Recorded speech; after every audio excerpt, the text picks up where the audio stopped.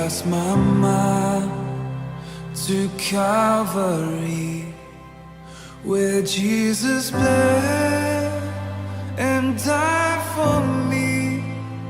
I see his wounds, his hands, his feet, my Savior on that cursed tree. His body bound and drenched in tears, they laid him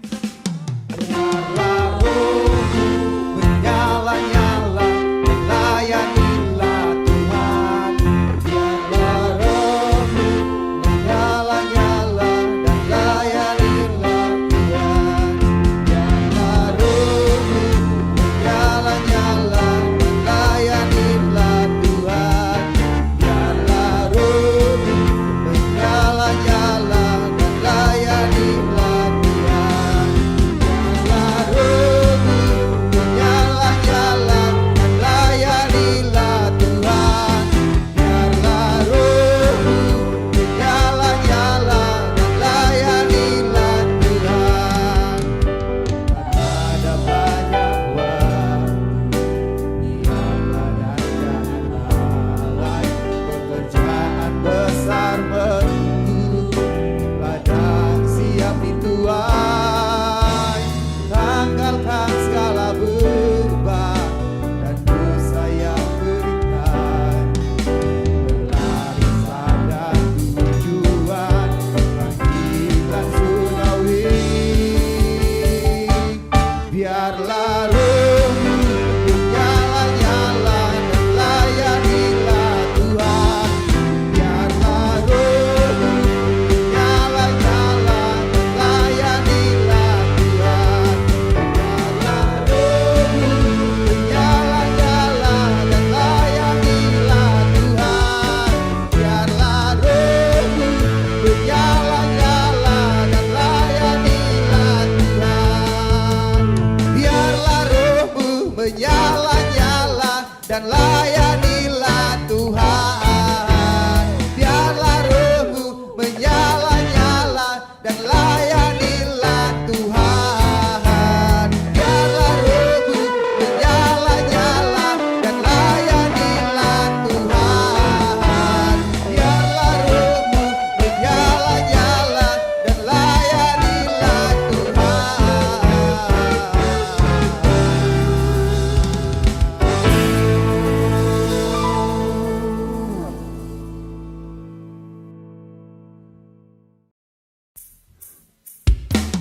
Segala pujian, hormat, kemuliaan hanya bagi-Mu Tuhan. Engkau Raja di atas segala raja, yang layak ditinggikan, yang layak diagungkan. Biar segala lidah, segala mulut akan mengaku Engkaulah Tuhan. Engkau Allah yang hidup. Kami bawa hati kami Tuhan untuk masuk dalam hadirat.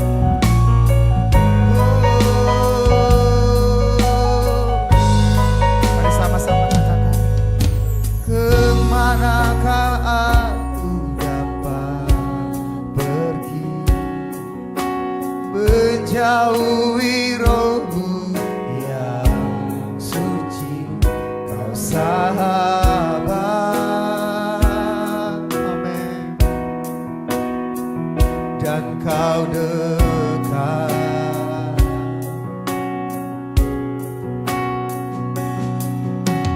Bahkan seluruh pengabdianku tak bisa membalas kesetiaanmu, sungguh mulia dan berharga. Sama-sama katakan.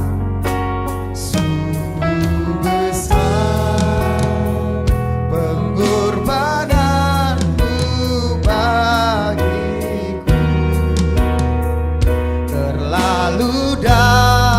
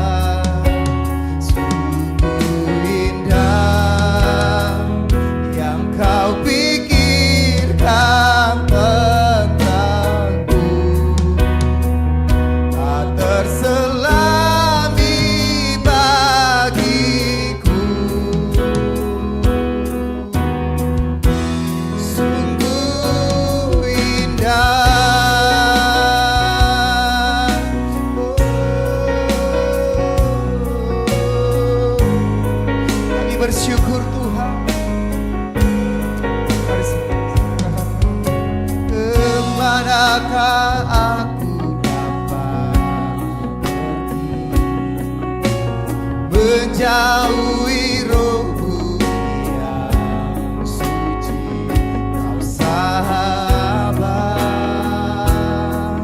Amin. Dan kau dekat, bahkan seluruh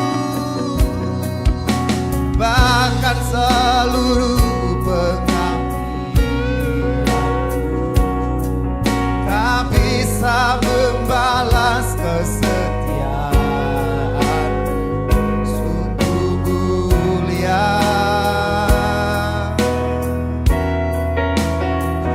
dan berharga. Sungguh besar pengorbananmu bagiku, terlalu dalam untuk dimengerti. Sungguh besar,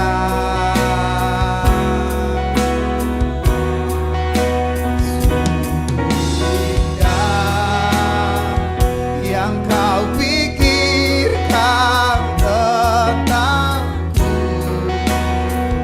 tak terselami bagiku. Sungguh indah,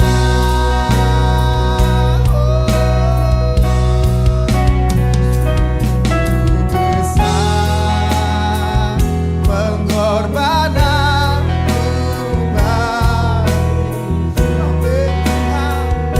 terlalu dalam untuk dimengerti. Sungguh besar, sungguh indah yang kau pikirkan tentangku, tak terselami bagiku. Sungguh indah,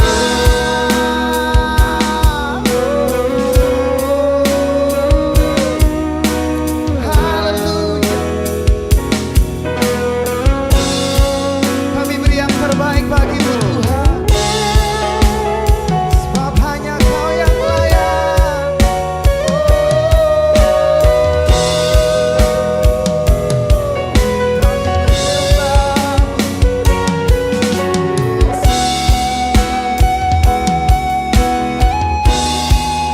Mari umat-umat Tuhan, berikan hatimu bagi Tuhan, berikan pujianmu yang terbaik bagi Tuhan, sebab hanya Dia yang layak disembah, sebab hanya Dia yang layak ditinggikan.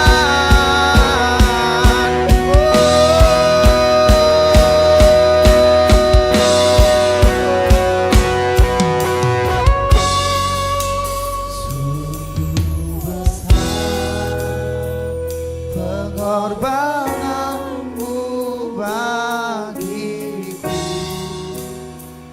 terlalu dalam untuk dimengerti. Sungguh besar,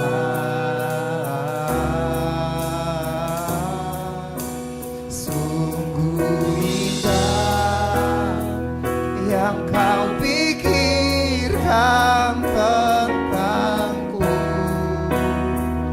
tak terselami bagiku. Sungguh indah,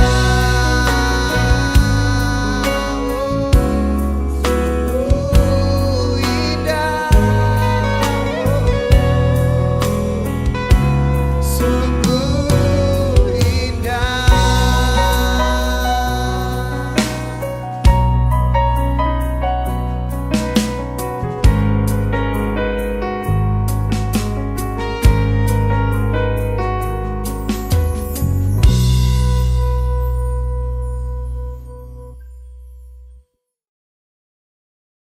Shalom saudara, selamat hari Minggu.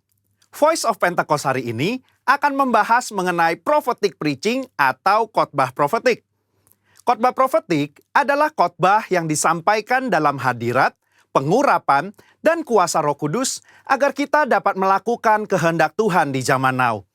Pada kondisi demikian, seorang pengkhotbah dapat menangkap pesan dan tuntunan khusus dari Tuhan melalui Roh Kudus untuk dilakukan pada saat tertentu. Dengan demikian, ada 3 unsur minimal yang harus dipenuhi dalam khotbah profetik. Pertama, hadirat, pengurapan, dan kuasa Roh Kudus. Khotbah profetik bukanlah khotbah asal-asalan tanpa arah, tujuan, dan dasar yang tidak jelas. Seorang hamba Tuhan yang berada dalam hadirat, pengurapan, dan kuasa Roh Kudus dimungkinkan untuk menangkap pesan profetik dari Tuhan untuk diperkatakan kepada umatnya. Seseorang yang mungkin bukan dari golongan Pentakosta dan tidak mempercayai bahwa karunia-karunia Roh Kudus masih ada di zaman sekarang ini, mungkin tidak sependapat dengan konsep khotbah profetik ini. Akan tetapi, hal itu tidak menjadi alasan seseorang untuk menghakimi bahwa praktek spiritualitas Pentakosta ini adalah hal yang salah dan tidak biblikal. Kedua, petunjuk atau arahan Tuhan.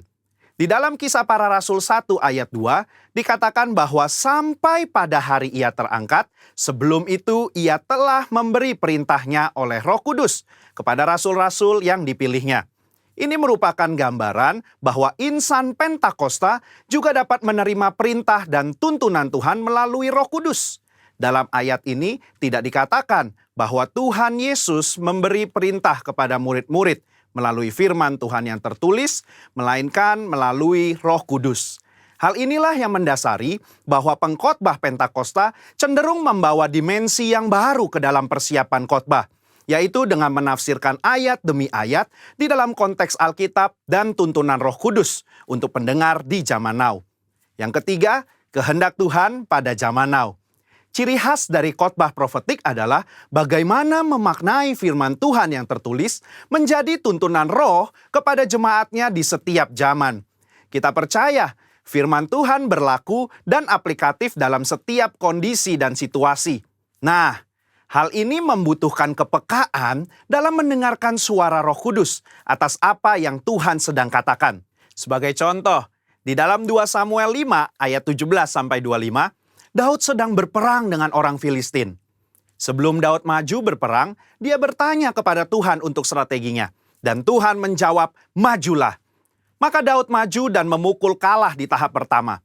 Lalu beberapa ayat setelahnya, orang Filistin mau melawan lagi. Dan apa kata Tuhan? Sekarang kata Tuhan, bukan majulah, melainkan janganlah maju, tetapi buatlah gerakan lingkaran sampai ke belakang mereka. Inilah yang dikatakan orang Pentakosta ketika kita menekankan khotbah profetik yang mengikuti tuntunan roh. Kalau Daud tidak bertanya dan mendengarkan Tuhan pada serangan yang kedua, bisa jadi dia kalah karena berasumsi strategi Tuhan sama dengan yang pertama. Umat Tuhan di zaman now juga harus peka dan dengar-dengaran dengan suara roh, apa yang menjadi tuntunannya hari demi hari dan minggu demi minggu. Sehubungan dengan pembahasan ketiga unsur khotbah profetik di atas, maka pesan Tuhan dalam khotbah profetik terkait menengking badai dan masuk dalam persembunyian bukanlah sebuah inkonsistensi maupun khotbah plin-plan yang membuat jemaat bingung, melainkan pesan Tuhan yang progresif terkait dengan apa yang menjadi kehendak Tuhan yang harus disampaikan kepada jemaat untuk dilakukan. Alkitab juga memberikan contoh yang sangat kuat tentang khotbah profetik, di mana para rasul mencari solusi atas sebuah masalah dengan tuntunan Roh Kudus, firman Tuhan, dan komunitas orang percaya saat itu. Di dalam Kisah Para Rasul 15, di sana sedang terjadi masalah di gereja mula-mula, di mana orang non-Yahudi diminta untuk disunat dan mengikuti hukum Musa. Apa yang para pemimpin lakukan di dalam memutuskan hal tersebut? Kisah Para Rasul 15 ayat 15-17, Yakobus mengutip firman Tuhan dari Amos dan dia menafsirkan ayat tersebut menurut konteks pada zaman itu dengan menyederhanakan ratusan hukum Taurat menjadi beberapa hal saja, yaitu tidak boleh makan makanan yang dipersembahkan kepada berhala, jauh dari percabulan dan daging binatang yang mati dicekik, dan dari darah. Ketika mereka mengirim keputusan itu kepada gereja-gereja, itu adalah keputusan Roh Kudus dan keputusan kami. Ini adalah contoh nyata dari khotbah profetik yang menjawab masalah. Yakobus mengutip firman Tuhan dari kitab Amos dan bersama komunitas yang dipenuhi Roh Kudus menafsirkan dan memberikan pesan profetik untuk gereja mula-mula di zaman itu. Hal inilah yang mendasari bagaimana seorang pengkhotbah yang dipenuhi Roh Kudus harus bisa memberikan tuntunan kepada jemaat sesuai dengan kebenaran firman Tuhan pada zaman now.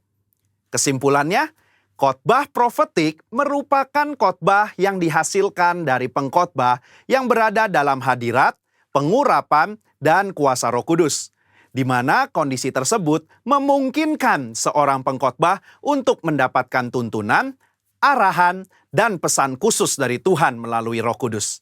Sebagai insan Pentakosta, kita juga menerima dan merindukan khotbah-khotbah yang profetik di seluruh komunitas kudus dimanapun kita berada.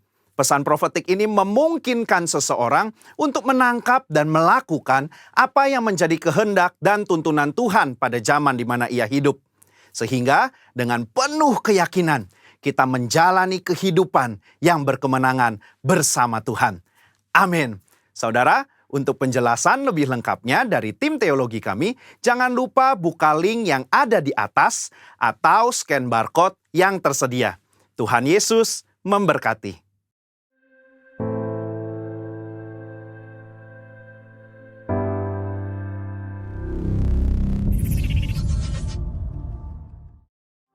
Shalom jemaat yang saya kasihi di dalam Tuhan. Senang sekali bisa berjumpa dengan saudara-saudara di dalam ibadah online pada hari ini. Judul khotbah saya pada hari ini adalah Sehati Melawan Virus Perpecahan. Mari kita buka Alkitab kita, Filipi pasal 2 ayat 1 sampai 11.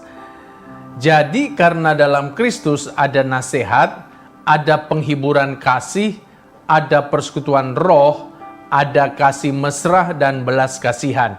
Karena itu sempurnakanlah sukacitaku dengan ini, hendaklah kamu sehati sepikir, dalam satu kasih, satu jiwa, satu tujuan, dengan tidak mencari kepentingan sendiri atau puji-pujian yang sia-sia. Sebaliknya hendaklah dengan rendah hati yang seorang menganggap yang lain lebih utama daripada dirinya sendiri. Dan janganlah tiap-tiap orang hanya memperhatikan kepentingannya sendiri, tetapi kepentingan orang lain juga. Hendaklah kamu dalam hidupmu bersama menaruh pikiran, perasaan yang terdapat juga dalam Kristus Yesus, yang walaupun dalam rupa Allah tidak menganggap kesetaraan dengan Allah itu sebagai milik yang harus dipertahankan, melainkan telah mengosongkan dirinya sendiri dan mengambil rupa seorang hamba dan menjadi sama dengan manusia. Dan dalam keadaan sebagai manusia, ia telah merendahkan dirinya dan taat sampai mati, bahkan sampai mati di kayu salib. Itulah sebabnya Allah sangat meninggikan dia dan mengaruniakan kepadanya nama di atas segala nama, supaya dalam nama Yesus bertekuk lutut segala yang ada di langit dan yang di atas bumi dan yang ada di bawah bumi. Dan segala lidah mengaku Yesus Kristus adalah Tuhan, bagi kemuliaan Allah Bapa. Saudara-saudara yang kekasih, iblis musuh kita selalu berusaha untuk menghancurkan relasi kita dengan Tuhan melalui tipu dayanya. Bukan hanya relasi kita dengan Tuhan yang selalu ingin dihancurkan oleh iblis, tetapi juga relasi kita dengan sesama kita selalu ingin dihancurkan oleh iblis melalui perpecahan. Nah, ayat-ayat yang kita baca ini adalah surat yang dituliskan oleh Rasul Paulus yang ditujukan kepada jemaat Filipi pada waktu itu. Salah satu alasannya kenapa Paulus menulis surat kepada mereka adalah karena pada masa itu di jemaat Filipi sedang beredar virus perpecahan. Paulus menulis surat kepada mereka, menasihati mereka supaya mereka tetap berada di dalam kesatuan. Saudara-saudara, bagaimanakah atau apa yang harus kita lakukan untuk bisa menangkal virus perpecahan yang mungkin hari-hari ini sedang menyerang kita, menyerang komunitas kita, menyerang gereja kita, atau menyerang keluarga kita? Mari kita belajar dari pengalaman jemaat Filipi ini.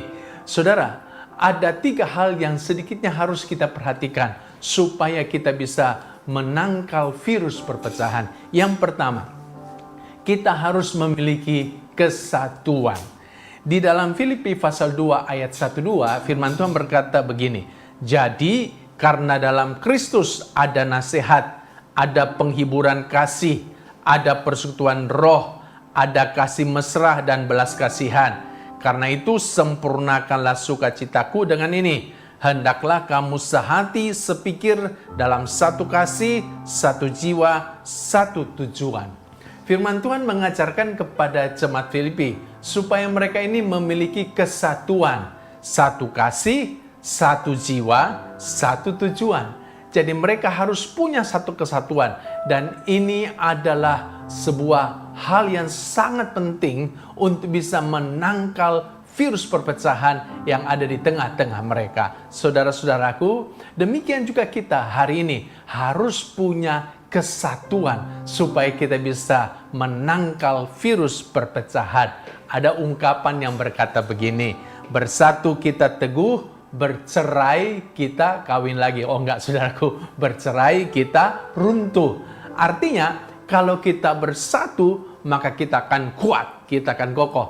Tapi kalau kita bercerai, terpecah-pecah, tercerai-berai, maka kita pasti akan menjadi lemah. Nah, betapa pentingnya kesatuan itu, saudara-saudaraku. Coba perhatikan, sebatang lidi. Kalau sebatang lidi itu gampang dipatahkan. Tapi coba, kalau batangan-batangan lidi itu dikumpulkan, dijadikan menjadi sapu lidi, maka sapu lidi itu kan susah sekali untuk dipatahkan. Kalau kesatuan memang itu akan sulit sekali untuk bisa dihancurkan. Firman Tuhan berkata, tali 3 lembar sulit untuk diputuskan. Kalau selembar talinya gampang diputuskan. Tapi kalau 3 lembar ada kesatuan, maka sulit untuk diputuskan. Karena itu kita harus menjaga kesatuan kita. Kesatuan punya kekuatan untuk bisa menangkal virus perpecahan. Juga selain itu, di dalam kesatuan ada kekuatan yang luar biasa. Saudara masih ingat kisah Menara Babel? Pada waktu itu, orang-orang ingin membangun sebuah menara yang tingginya sampai ke langit. Kalau masa sekarang, orang membangun menara 100 tingkat, 200 tingkat, bukan hal yang mustahil. Kenapa? Karena teknologi sudah sangat maju sekali, sangat canggih sekali, dan gampang untuk bisa membangun menara yang ratusan tingkat. Tapi pada masa dulu, kan teknologi belum maju. Mereka menggunakan alat-alat sederhana. Mereka menggunakan batu bata, lalu kemudian tergala-gala yang menjadi perekatnya. Bagaimana mungkin mereka bisa membangun sebuah menara yang ujungnya sampai ke langit? Ya mungkin saja. Kenapa sampai mereka berhasil membangun menara yang luar biasa itu? Saudara, dalam Kejadian pasal 11 ayat 1 dikatakan, karena pada waktu itu di seluruh bumi hanya satu bahasanya, satu logatnya. Artinya waktu itu ada kesatuan yang luar biasa. Kesatuan itulah yang membuat mereka berhasil membangun menara yang luar biasa tingginya itu. Jadi sudah lihat, kalau kita punya satu kesatuan, maka kita punya kekuatan yang luar biasa. Karena itu saya mendorong saudara-saudara, jagalah kesatuanmu di dalam gereja, di dalam komunitas, di dalam keluarga. Jagalah kesatuan. Kalau kita punya kesatuan, maka kita akan punya kekuatan membangun yang luar biasa. Ada seorang anak namanya Song Hong Yang. Dia dikenal sebagai gadis bola basket. Dalam usia tadinya dia garis normal, tapi waktu usia 4 tahun dia mengalami kecelakaan. Kedua kakinya dilindas oleh truk sehingga kedua kakinya harus diamputasi. Jadilah dia seorang gadis yang cacat. Nah, saudara-saudara, satu hari kakeknya pergi ke pasar. Lalu kakeknya menemukan sebuah bola basket bekas. Kakeknya lalu bawa pulang bola basket itu dan kemudian merancang bola basket itu menjadi tempat untuk menyanggah tubuh daripada Song Hong Yang itu. Nah, sejak hari itu Song Hong Yang bisa kemana-mana disanggah oleh bola basketnya dengan bantuan alat bantu di tangannya. Nah, saudara-saudaraku, tentunya untuk gadis yang cacat seperti ini, kita berpikir pasti semangatnya akan padam. Pasti dia akan menjadi gadis yang minder. Tapi ternyata tidak. Dia tetap bersemangat. Dia kebetulan suka renang. Dan dia mulai berlatih renang. Dan dia menjadi atlet renang. Bahkan dalam Paralimpik Nasional China, Song Hongyang ini berhasil meraih 3 medali di kejuaraan renang. Luar biasa, dia menjadi atlet yang berprestasi. Dan sekarang ini Song Hongyang hidup seperti manusia biasa. Dia menggunakan 2 kaki palsu dan dia bisa melanjutkan kehidupannya dan memiliki masa depan yang cerah. Nah, apa rahasianya? Kenapa Song Hongyang yang cacat itu kemudian bisa berprestasi, bahkan bisa hidup senormal seperti manusia biasa? Karena kekuatan kesatuan keluarganya. Rupa-rupanya keluarganya, papa mamanya, kakeknya, saudara-saudaranya itu bersatu hati memberikan dukungan kepada Song Hongyang. Itulah sebabnya Song Hongyang tetap bersemangat di dalam hidupnya. Saudara-saudara, kalau keluarga itu punya kesatuan, maka masalah apapun dalam keluarga, masalah ekonomi, masalah penyakit, krisis yang sedang menghadang di depan, itu akan bisa diatasi. Kita akan bisa menjadi pemenang kalau kita punya kekuatan kesatuan dalam keluarga. Saya mendorong setiap saudara-saudara, milikilah kesatuan ini, baik dalam keluargamu, dalam komunitasmu, maupun di gerejamu. Kesatuan itu bisa terjadi bila setiap orang memperhatikan kepentingan orang lain. Sebaliknya, perpecahan akan terjadi kalau setiap orang hanya memperhatikan kepentingan dirinya sendiri. Dalam ayat 4 dari Filipi pasal 2 dikatakan, janganlah tiap-tiap orang hanya memperhatikan kepentingannya sendiri, tetapi kepentingan orang lain juga. Jadi jangan kita ini hanya memperhatikan kepentingan kita, lalu kita tidak mau perhatikan kepentingan orang lain. Ya memang betul kita punya kepentingan, tapi jangan hanya melulu kita egois, hanya kita yang kita perhatikan. Ingat, kita juga harus perhatikan kepentingan orang lain, peduli pada kepentingan orang lain. Dengan demikian akan terjadi kesatuan. Tapi kalau kita hanya perhatikan kepentingan kita saja, kita egois, kita selfish, maka pasti perpecahan akan terjadi di dalam komunitas itu. Saudara-saudara, The Great Wall of China atau Tembok Besar Cina, salah satu dari 7 warisan dunia UNESCO dan menjadi objek pariwisata di China yang sangat terkenal. Kalau mengunjungi China harus pergi ke Tembok China ini. Sebab apa? Sebab ini objek wisata yang luar biasa. Panjangnya itu 8.851 km. Usianya sudah kurang lebih 2.000 tahun. Dan dia pertama kali dibangun oleh Kaisar Qin Shi Huang. Dan dibangunnya, durasinya, lamanya dibangun, itu berabad-abad. Ada 3 dinasti kerajaan yang melanjutkan pembangunan itu. Dinasti Qing, dinasti Han, dan dinasti Ming. Nah, ini sebenarnya Tembok China itu adalah simbol kesatuan yang luar biasa. Dibangun tujuannya apa? Untuk menjaga, untuk membentengi, melindungi kerajaan dari serangan-serangan musuh.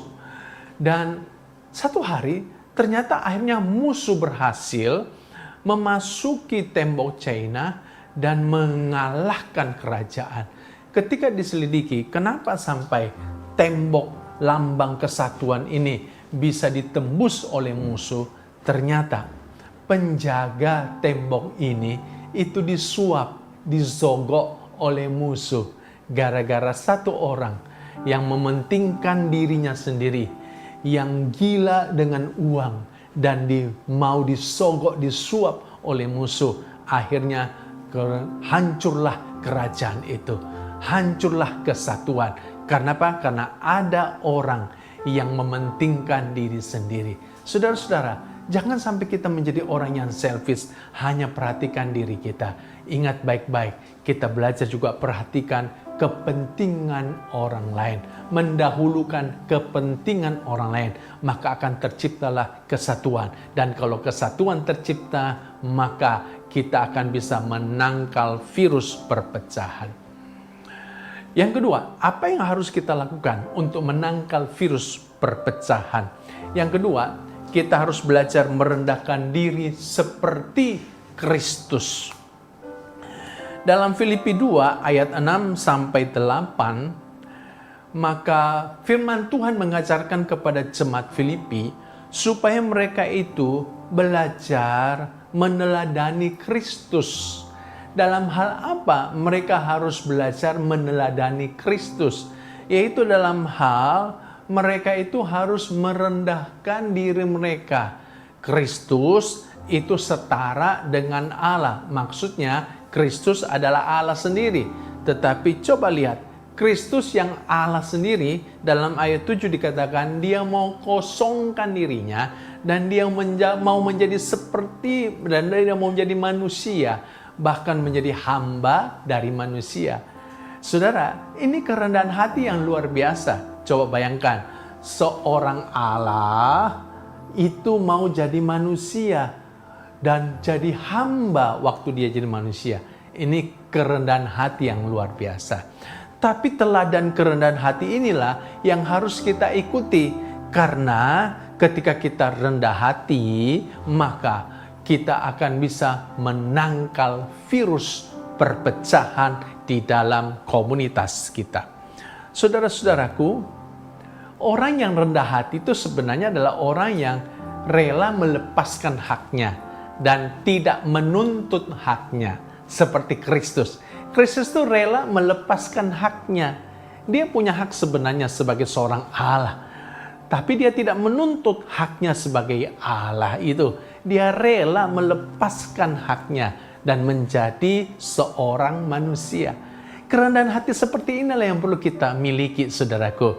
Seringkali terjadi perpecahan dalam komunitas kita. Kenapa? Karena kita ini menuntut hak. Hak untuk dilayani, hak untuk dihormati, hak untuk dihargai, hak untuk dipedulikan, hak untuk dikasihi. Kita terlalu banyak menuntut hak. Dan ketika kita tidak mendapatkan apa yang kita tuntut, kita menjadi kecewa. Kita menjadi sakit hati.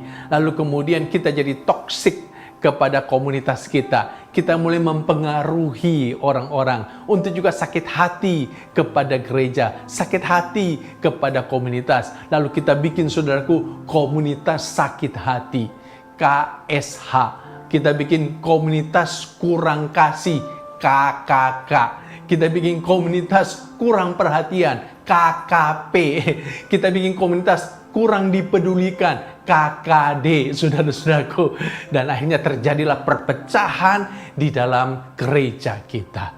Satu hari saya mengikuti sebuah seminar yang diadakan di sebuah negara yang lain. Dan kebetulan lumayan banyak pesertanya. Ada sekitar 20-30 orang dari beberapa gereja. Nah, waktu kami berkumpul di bandara, saya dikenalkan dengan seorang bapak. Saya tidak kenal bapak itu juga tidak kenal saya. Saya perkenalkan diri saya Hengki, dan dia juga perkenalkan namanya. Dan kalimat pertama yang keluar dari mulutnya setelah perkenalan itu adalah, saya itu tidak suka pendeta. Dan dia mulai menjelek-jelekan pendeta. Pendeta itu begini, pendeta ini, saya ini sakit hati sama gereja. Dan kemudian dia bilang begini, tahu nggak Pak, di rumah saya itu ada persekutuan doa yang anggotanya semuanya orang-orang yang sakit hati kepada pendeta, yang kecewa kepada gereja. Waduh, saya kaget juga, saudaraku, ada persekutuan doa seperti itu ya. Persekutuan doa barisan sakit hati kepada pendeta. Ya, ini orang-orang seperti ini perlu dilayani pelepasan kesembuhan hati, kesembuhan batin, saudara-saudaraku ya. Tapi ada, saudaraku, ya, karena orang itu menuntut hak untuk dikasihi, dihormati, dihargai, untuk diperhatikan, akhirnya kemudian menjadi kecewa dan sakit hati. Terjadilah perpecahan. Nah, Jadilah orang yang rendah hati, yang rela melepaskan haknya. Mother Teresa atau Bunda Teresa dikenal sebagai pejuang kemanusiaan karena 47 tahun pelayanannya kepada orang-orang terpinggirkan, kepada orang miskin, kepada orang sakit, kepada yatim piatu, kepada orang-orang yang dibuang di masyarakat. Saudara-saudaraku, dia itu suka melayani orang-orang lepra, bahkan orang-orang lepra itu, orang yang sakit lepra itu dirawat oleh dia, dimandikan oleh dia. Orang-orang yang meninggal karena lepra itu kemudian dikuburkan oleh Mother Teresa, dan pelayanannya luar biasa. Tahun 1979 dia diberikan hadiah Nobel perdamaian. Waktu dia meninggal, upacara pemakamannya itu disiarkan secara langsung ke seluruh dunia. Ini orang hebat, ini orang yang luar biasa. Nah, ada cerita satu hari dia berkunjung ke penjara karena ingin mengunjungi salah seorang narapidana di penjara itu. Waktu dia tiba di penjara Kalkuta, ternyata belum jam besuknya, sehingga penjara masih tutup. Dan Mother Teresa bersama dengan rombongannya terpaksa harus menunggu di luar, tentunya di bawah terik matahari. Nah, penjaga pintu penjara itu kenal ini Mother Teresa, orang terkenal, orang hebat. Dan penjaga pintu ini kemudian mempersilahkan Mother Teresa untuk masuk terlebih dahulu, walaupun belum jam besuk. Tapi Mother Teresa dengan halus menolak. Mother Teresa berkata, nggak apa-apa, saya tunggu di sini sampai jam besuk dibuka, sampai pintu penjara dibuka, baru saya akan masuk bersama dengan pengunjung yang lain. Saudara-saudaraku, Mother Teresa ini contoh seorang yang rendah hati, yang tidak ingin diistimewakan, yang tidak menuntut diistimewakan, yang tidak menuntut untuk dihargai, tidak menuntut untuk dilayani, dia tidak menuntut untuk menjadi tamu VIP. Saudara, mari kita belajar untuk punya kerendahan hati seperti itu. Kalau kita punya kerendahan hati seperti ini, maka pasti kesatuan akan terjadi dan virus perpecahan pasti akan dikalahkan. Ketika Musa mengangkat tangan, maka menanglah Yosua dan Israel. Tapi ketika tangan Musa turun, maka kalahlah orang Israel. Nah, kan kalau angkat tangan lama-lama capek juga. Lama-lama tangannya Musa ini mulai turun, sehingga orang Israel mulai kalah dalam peperangan. Melihat hal itu, Harun dan Hur berinisiatif. Mereka mengambil sebuah batu, lalu mendudukkan Musa, lalu kemudian Harun menopang tangan Musa di sebelah kiri, dan Hur menopang tangan Musa yang di sebelah kanan. Saudaraku, menurut siapakah Harun itu? Harun itu ternyata adalah kakaknya Musa. Dan siapakah Hur itu? Menurut cerita tradisi, Hur itu ternyata adalah suaminya Miriam, kakaknya Musa. Artinya, dalam hierarki keluarga, Harun dan Hur ini lebih senior daripada Musa. Tapi coba lihat, mereka tidak jaim, mereka tidak gengsi, mereka tetap mau menopang tangannya Musa. Untuk apa? Untuk kemuliaan nama Tuhan, untuk kemenangan bangsa Israel. Saudara, Harun, Musa, dan Hur itu menunjukkan kesehatian, kerjasama yang luar biasa. Itulah sebabnya datanglah kemenangan buat bangsa Israel. Tetapi selain itu, saya juga melihat demikian. Ternyata Harun dan Hur ini punya kerendahan hati yang hebat. Mereka tidak memperhitungkan senioritas mereka.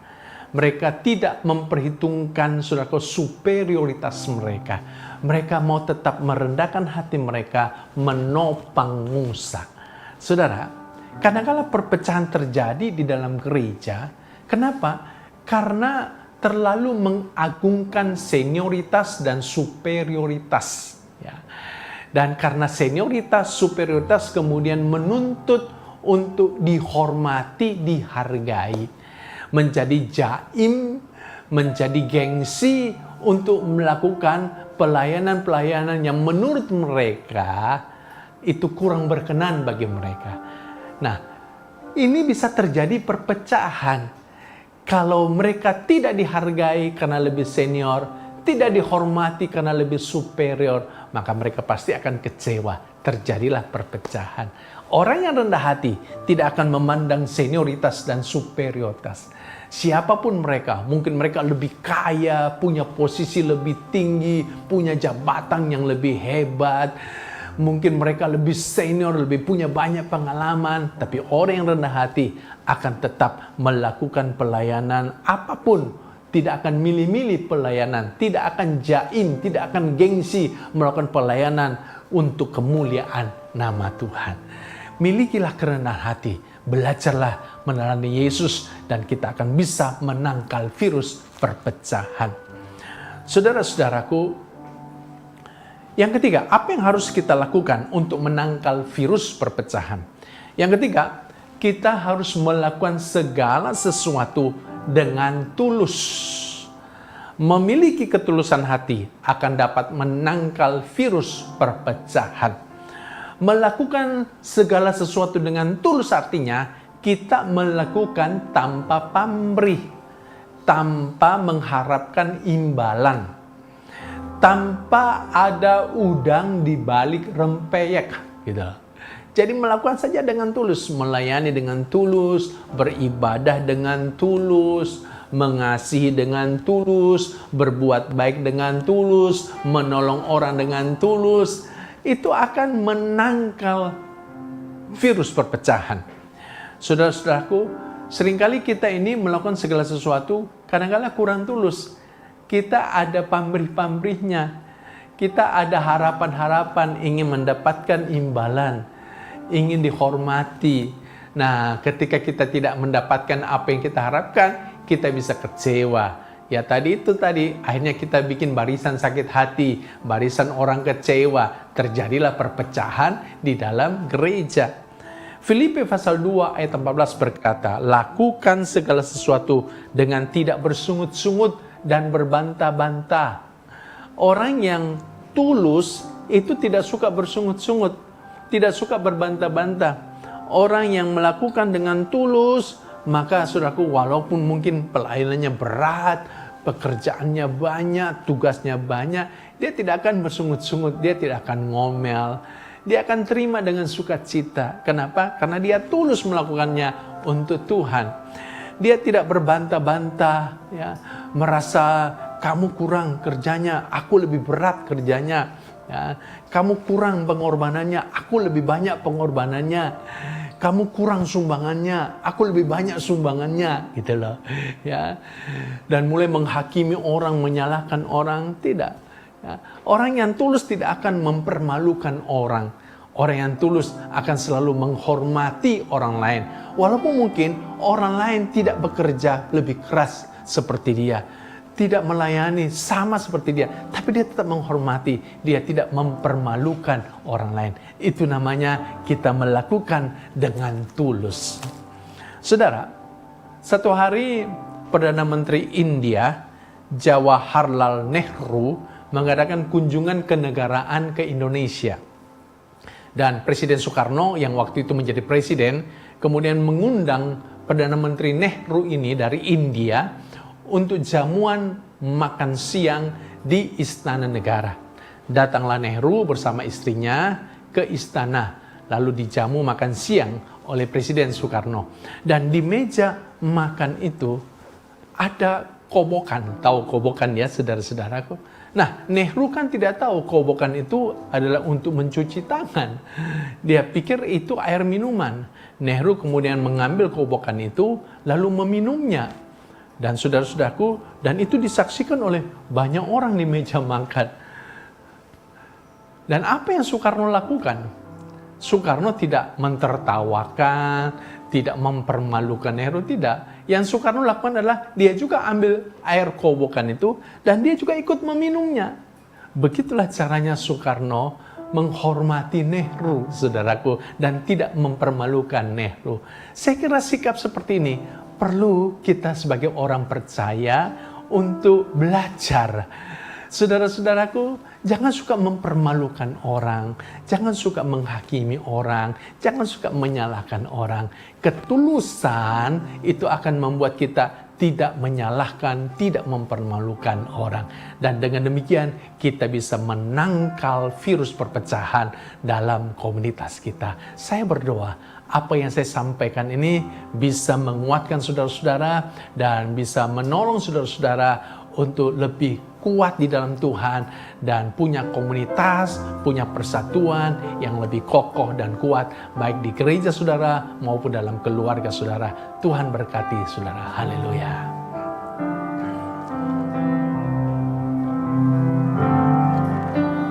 Ubah hatiku seputih hatimu, setulus salibmu, kasihmu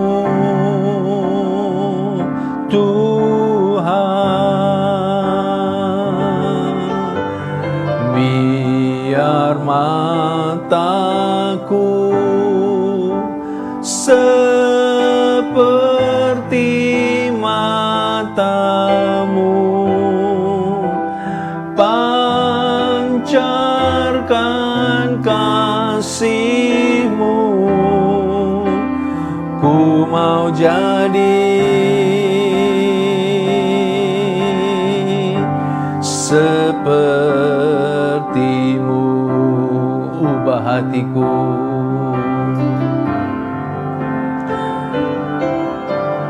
ubah hatiku seputih hatimu,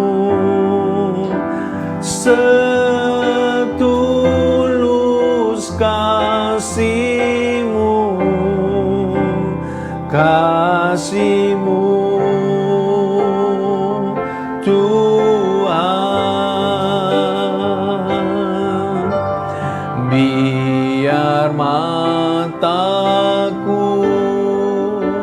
seperti matamu, pancarkan kasih-Mu, ku mau jadi seperti-Mu.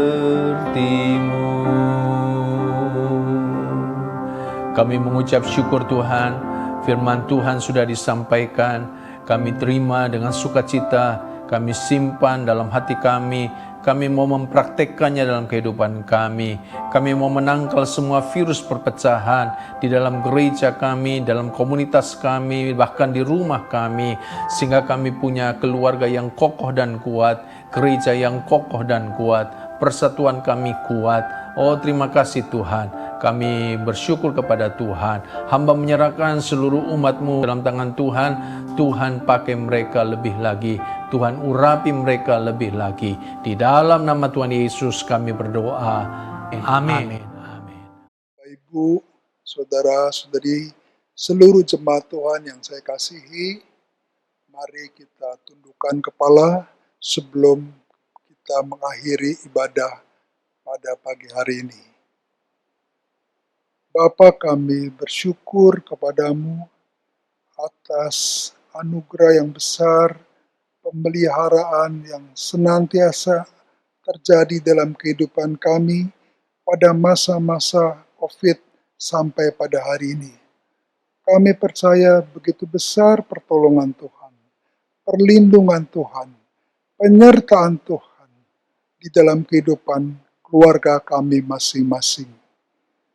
Kami berdoa Tuhan, biar setiap firman yang diberitakan, Roh Kudus menerangi kami semua, supaya kami semua menerima, mengerti dan melakukan pesan Tuhan bagi kami pada hari ini. Kami juga berdoa bagi bangsa kami Indonesia. Kami serahkan Indonesia ke dalam tangan-Mu. Kami percaya Tuhan tetap pelihara, Tuhan tetap pegang, Tuhan tetap menjagai bangsa kami Indonesia. Berdoa untuk Presiden, Wakil Presiden, seluruh menteri, aparat keamanan, TNI, dan Polri, bersama seluruh jajaran yang lainnya. Tuhan, Engkau memberikan hikmat kepada mereka. Engkau juga memberikan kesehatan kepada mereka, supaya mereka menjalankan tugas untuk memimpin bangsa ini dengan benar. Kami juga berdoa memberkati gembala pembina kami, Pendeta Insinyur Niko Nyotorharjo bersama para wakil. Kami juga berdoa memberkati gembala rayon kami, Bapak Pendeta Wiweko Mulyono, biar kasih karunia anugerah yang besar, kesehatan menyertai para pemimpin rohani. Demikian juga kepada seluruh jemaat Tuhan. Ya Tuhan, lindungi kami semua, pelihara kami semua dalam tangan kasih karunia Tuhan Yesus. Terima kasih ya Tuhan.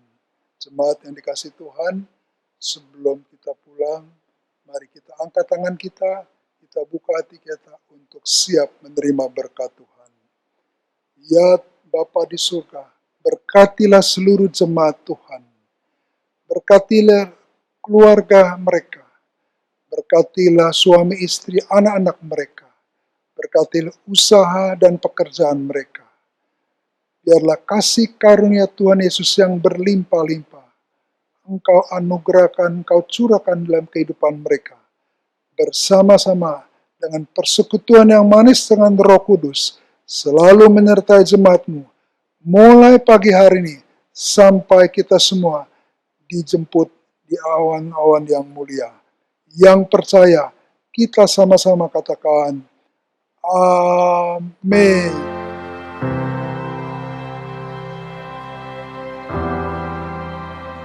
I cast my mind to Calvary.